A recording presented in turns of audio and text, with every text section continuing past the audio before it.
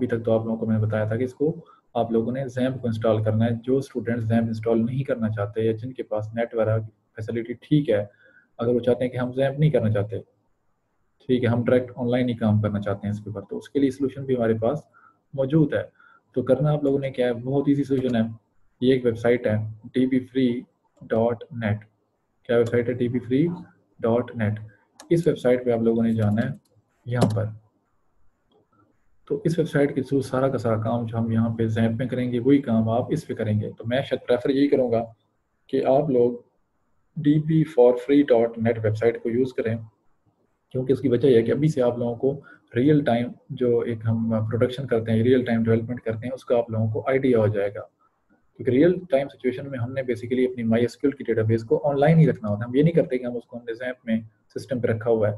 ये जो जैम्प के अंदर बेसिकली हम डेटाबेस को रख रहे हैं, ये जस्ट हमारे इस टीचिंग पर्पज़ के लिए है कि आप लोगों को सिखाया जाए कि ये डेटाबेस है क्या, कैसे काम करेगी, ये है वो है। तो ये just for the sake of the learning है। इसका प्रोडक्शन सिस्टम से कोई डायरेक्ट इतना खास लेना देना नहीं है। तो प्रोडक्शन सिस्टम से जिसका जो लेना देना है वो हमारे इस ऑनलाइन डेटाबेस सर्वर का लेना देना होता है। आपकी जो वेबसाइट्स होती हैं उनके बैक एंड पे जो डेटाबेस लगी होती है, वो डेटाबेस कहाँ मौजूद होती है? वो किसी ऑनलाइन सर्वर पे होती है। आपने अपने पास मोबाइल में एंड्रॉयड की कोई एप्लीकेशन की हुई है, उसके बैक एंड पे जो डेटाबेस है वो कहाँ पड़ी है? वो आपके किसी ऑनलाइन सर्वर पे पड़ी है, ठीक है। वो ऐसा नहीं है कि वो आपके किसी यूज़र के घर में उसने जैम्प किया हुआ है उसके ऊपर पड़ी है, ऐसा पॉसिबल नहीं है, ठीक है। तो इसमें हमने बेसिकली अगर हम इसको ऑनलाइन पे काम करें तो ज़्यादा वो सूटेबल है। बहुत ईजी है ये, उस जैम्प सर्वर को इंस्टॉल करने से भी ज़्यादा ईजी है, क्योंकि इसमें आप लोगों ने कुछ इंस्टॉलेशन नहीं करनी, जस्ट आप लोगों ने अपना अकाउंट क्रिएट करना है और आपका काम बन जाना है। dbforfree.net पे आप लोग गए, जस्ट यहाँ पे ऑप्शन आ रहा है पहले पेज के ऊपर ही, create an account for free and test your applications, ठीक है। तो अकाउंट क्रिएट किया, यहाँ पे हम आए। अब यहाँ पे आपने अपनी डेटाबेस का नाम देना है। जैसे कि लेट्स से मैं यहाँ पे BSIT4 नाम दे देता हूँ। इसी के डेटाबेस का अब ये नेम होता है, ये कुछ पैरामीटर्स आ रहे हैं। आसान है, आप लोगों को इसमें तो आपको खुद समझ आ रही होगी क्या क्या चीज़ है। तो MySQL डेटाबेस का नाम क्या हो सकता है? अब डेटाबेस का यूज़र नेम होता है। ये यूज़र नेम एक तो हो गया नाम, कि आप जो डेटाबेस बनाने जा रहे हैं उसका नेम क्या होगा। फिर यहाँ दूसरी चीज़ ये आ जाती है कि उस डेटाबेस को लॉगिन करने के लिए आपके पास यूज़र नेम क्या होगा और पासवर्ड क्या होगा। तो उसका नाम भी मैं यही रख देता हूँ, BSIT4 रख दिया, और पासवर्ड में रख देता हूँ इसको, चलें क्या देते हैं हम कि UOSBKR मैंने इसका पासवर्ड रखा। मैं हाल 6 करेक्टर से ज़्यादा होना चाहिए। USBKR है तो इसका मैं रख देता हूँ 786, ठीक है। UOSBKR 786, ये इसका पासवर्ड हो गया। ईमेल एड्रेस जैसे मैं यहाँ लिख लेता हूँ अपना, तो ठीक हो गया। इसको यहाँ पे टिक मार्क कर लें और मैंने साइन अप पे क्लिक कर दिया। जस्ट ये काम करना है।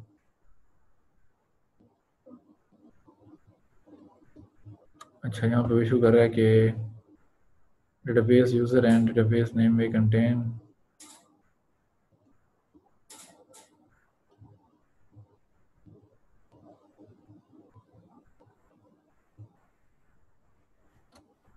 अच्छा ये इसमें उसका फॉर्मेट का इशू आ रहा है, ठीक है।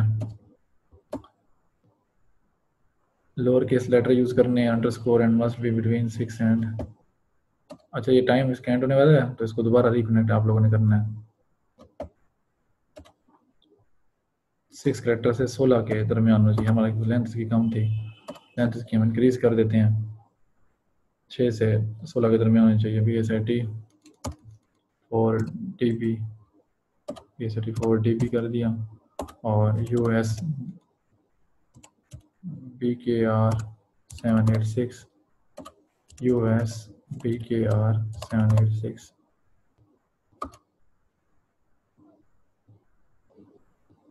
अब ये डेटाबेस क्रिएट मेरी हो गई है, तो इसका मुझे उधर ईमेल भी चला गया, वहाँ से मैं कंफर्म करूँगा और जस्ट इसमें मैंने लॉगिन करना है।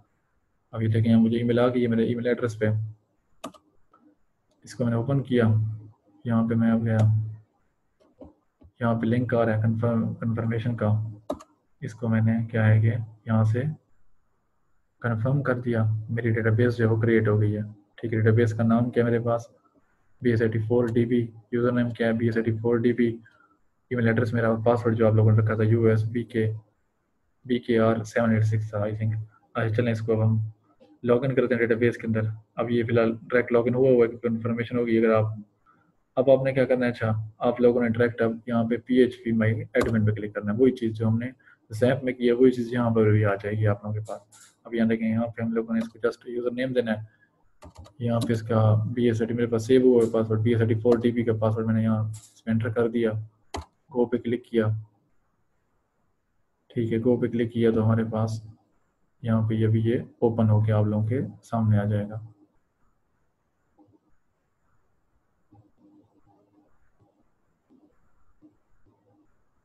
अभी ये ओपन हो रहा है, ये चलें ये ओपन हो गया। वही सेम एज इट इज़ आप लोगों के पास ये इसका भी व्यू है, कोई डिफरेंस इन दोनों व्यूज़ के अंदर नहीं है। ये आपका वो ऑनलाइन चल रहा है और ये आपका ये लोकल होस्ट वाला ये आप लोगों के अपने विंडोज़ के ऊपर आपके रन हो रहा है, ठीक है। तो इन दोनों के दरमियान कोई डिफरेंस नहीं है, सेम मेथड है दोनों में। चाहे मैं इसमें अगर आप लोगों को सिखाऊं या इसमें आप लोगों को मैं काम कराऊं तो कोई उसके अंदर क्या है कि इशू नहीं आएगा। अब यहाँ देखिए इन्फॉर्मेशन भी आ रही हैं, ये सर्वर इनके हमारे पास वेब सर्वर कौन सा है, अपाचे हमने यूज़ किया हुआ है, ठीक है, सारा कुछ सारा हमारे पास इन्फॉर्मेशन आ रही है इसी तरीके से। तो अब यहाँ पे आप लोग देखें, यहाँ से डेटाबेस आपकी बनी हुई है, हमने क्रिएट की हुई है। इस पे आप लोगों ने क्लिक करना है, टेबल्स इसके अंदर क्रिएट कर सकते हैं आप लोग। अब जैसे भी फिलहाल ये डेटाबेस में कोई टेबल नहीं है तो एम्प्टी है। आपने यहाँ पे अब हम टेबल को नाम देंगे, नंबर ऑफ कॉलम्स कितने हैं, ये इंक्रीज या डिक्रीज बाद में भी हम कर सकते हैं, इसमें कोई ऐसा इशू नहीं है। इसको जैसे अब हम फिलहाल 3 रख लेते हैं, कम कर दिया मैंने। तो डेटाबेस का नाम, डेटाबेस के अंदर मैंने टेबल क्रिएट करने जा रहा हूँ, स्टूडेंट नाम का टेबल है, उसके अंदर फिलहाल हम कहते हैं कि 3 कॉलम्स हैं। गो पे क्लिक किया तो आपका टेबल वो क्रिएट हो गया। अब वो फिलहाल वो नहीं क्रिएट नहीं, अभी वो कॉलम के नेम कौन कौन से होने चाहिए। कॉलम के नेम हम दे रहे हैं SID, मैंने कह दिया स्टूडेंट ID, S नेम हो गया और S एज हो गया। ये आपके वो कॉलम के नेम्स हैं जो कि जिनके अंदर आप लोगों के नीचे पास वैल्यू स्टोर होंगी। अब इनकी टाइप भी तो देनी है कि वो जो वैल्यूज़ होंगी उन वैल्यूज़ की टाइप क्या होगी। SID हम कहते हैं स्टूडेंट ID, चलें लेट्स से हम कहते हैं कि ये क्या है कि इंटीजर टाइप की हो सकती है, एग्जांपल के तौर पे एक इंटीजर है। स्टूडेंट नेम आपके पास, क्योंकि इसके अंदर क्या है कि अल्फ़ाबेट्स आ सकते हैं, तो यहाँ पे जो most common use data type होंगी हमारे पास इंटीजर और varchar होगी, और डेसिमल हम यूज ज़्यादातर करेंगे। 3 data types, integer varchar। Data types के बारे में आप लोगों को नेक्स्ट क्लास में ज़्यादा डिटेल से डिस्कस करेंगे। अभी जस्ट हम ज़्यादा कोडिंग पे फोकस नहीं करेंगे क्योंकि ये जो बेसिक चीज़ें नहीं तो आपको भूल जाएंगी। फिलहाल हमने varchar रख ली। एज जो है एज नंबर में होती है, तो इंटीजर इसके लिए हमें चाहिए, ठीक है। अब ये 3 एट्रीब्यूट इसके अंदर आ गए। उसके बाद वो जो हर एक सेल होगा, हर एक जो फील्ड होगा जिसमें डेटा स्टोर करेंगे, उसकी लेंथ कितनी हो सकती है, मतलब वो कितनी लेंथ का, 3 लेंथ का हो सकता है, 4 लेंथ का हो सकता है, कितने कैरेक्टर्स उसमें आप लोग स्टोर एक सेल के अंदर कर सकते हैं। मतलब ये देखिए फर्ज करें मैं कहता हूँ 4 कैरेक्टर्स, तो 4 कैरेक्टर की लेंथ का मतलब क्या है कि इसमें मेरे पास इस वजह से 5 6 7 7 ये नंबर आ सकते हैं। और जैसे मैं कहता हूँ मेरे पास 4 कैरेक्टर्स की लेंथ है फील्ड की, तो उसमें मैक्सिमम नंबर कौन सा होगा, 4 कैरेक्टर्स की लेंथ वाले में मैक्सिमम नंबर अगर मैं कहूँ, जैसे अब SID है, इसकी मैं कहता हूँ कि फ़र्ज़ करें कि मैंने 4 की लेंथ रख रहा हूँ, तो जो मैक्सिमम नंबर इस सेल के अंदर स्टोर हो सकता है मैक्सिमम, वो क्या होगा, 9999 होगा बस। फिर 9,999 के बाद अगला सीरियल कौन सा स्टार्ट हो जाता है, 1,00,000 का, ठीक है, 1,00,000 का। इसी तरीके मैं 5 रखूँगा, आप समझ रहे हैं बात मेरी आप ना। इस तरह ये लेंथ का मतलब ये है। तो इसकी लेंथ मैं फिलहाल समझने रख लेता हूँ, 4 ही रख लेता हूँ बस, ठीक है। स्टूडेंट नेम कितने लेंथ का हो सकता है, स्टूडेंट नेम जो है वो 8 का हो सकता है, फ़र्ज़ कर लें। एज कितने का हो सकता है, एज मैं कहता हूँ कि 10 की है, ये था एज, बल्कि एज के लिए जस्ट मुझे 3 डिजिट ही चाहिए। अच्छा, तो अब अगली चीज़, अब हम यहाँ पे प्राइमरी की बना देते हैं कि हमारा एट्रीब्यूट जो है वो प्राइमरी की भी हो सकता है। तो हम स्टूडेंट ID ये यूनिक होगा और प्राइमरी की होगा, क्योंकि स्टूडेंट ID सबका सेम नहीं हो सकता। तो इसी तरह आपने आगे जाना है यहाँ पे। अच्छा, एक ऑप्शन आ रहा है प्राइमरी की से पहले बता दूँ, यहाँ पे AI इसका मतलब कि ऑटो इंक्रीमेंट। जब भी नया रिकॉर्ड आएगा ऑटोमेटिकली उसको क्या है कि खुद ब खुद उसकी स्टूडेंट ID जनरेट हो जाएगी। आपको स्टूडेंट ID एंटर करने की ज़रूरत भी नहीं पड़ेगी। तो इस ऑप्शन को अगर आप टिक कर दोगे तो ये ऑटोमेटिकली इंक्रीमेंट होती रहेगी। मैंने इसको टिक कर दिया तो मेरा यहाँ पे ऑटोमेटिकली प्राइमरी बन जाएगी, क्योंकि ऑटो इंक्रीमेंट के साथ वो प्राइमरी की भी ऑटोमेटिकली इसको कर देता है। अगर आप चाहें तो ऑटो इंक्रीमेंट को अनचेक कर दें, फिर भी प्राइमरी इसको आप बना सकते हैं। तो मतलब दोनों काम किए जा सकते हैं। तो मैंने इसको कर दिया, ठीक है, ये हो गया। अब मेरे पास डिटेल्स एंटर हो गई हैं, सारी की सारी जो रिक्वायर्ड डिटेल्स थी वो सारी की सारी मैंने यहाँ पर एंटर इसमें कर दी। अब मैंने क्या करना है, नीचे यहाँ पे ऑप्शन है सेव का, उस पर मैंने क्लिक कर दिया।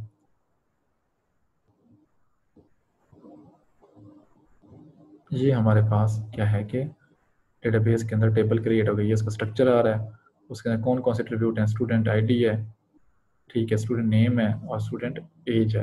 यहाँ देखिए स्टूडेंट आईडी के सामने यहाँ पे की आ रही है, नजर आ रही है, यहाँ पे चाबी का निशान आ रहा है। ये क्या बता रहा है कि स्टूडेंट आईडी हमारे पास की एट्रीब्यूट है, ठीक है, प्राइमरी की है। साथ इसको कर्सर लेके जाएंगे तो आपको ये बता भी देगा। उसके सामने देखें इसकी टाइप आ रही है, इंटीजर टाइप का है, ठीक है, इसी तरीके नेम है, वारचार का है, ये इंटीजर टाइप का है।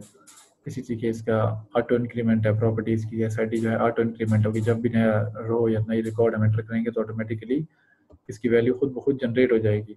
कैसे जनरेट होगी, जैसे यहाँ पे इंसर्ट की टैब है, डायरेक्ट आप यहाँ से बगैर क्यूटी की डेटा भी एंटर कर सकते हो।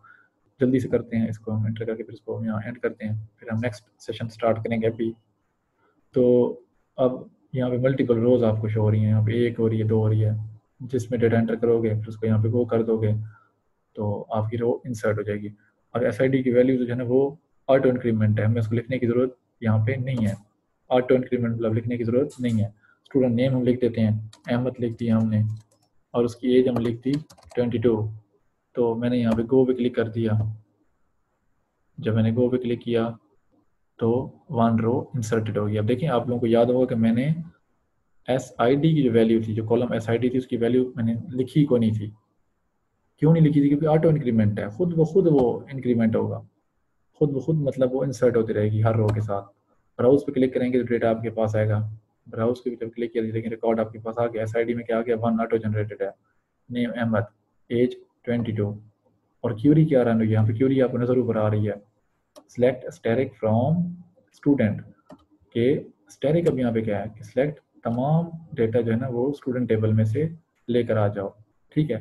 तो ये क्यूरी हमारे पास यहाँ पर रन होकर आपके पास ये प्रोसेस लेगी। तो आप लोगों को समझ आ गई होगी कि डेटाबेस क्रिएट कैसे करते हैं, ऑनलाइन कैसे काम कर सकते हैं। अगर आप क्या है कि लोकली काम करना चाहते हैं अपने सर्वर के ऊपर, अपने पीसी के ऊपर, तो आपको जैम्प इंस्टॉल करना पड़ेगा। उसके अंदर भी यही सेम प्रोसेस है, कुछ भी डिफरेंट नहीं है, सेम एज इट इज़ है, ठीक हो गया।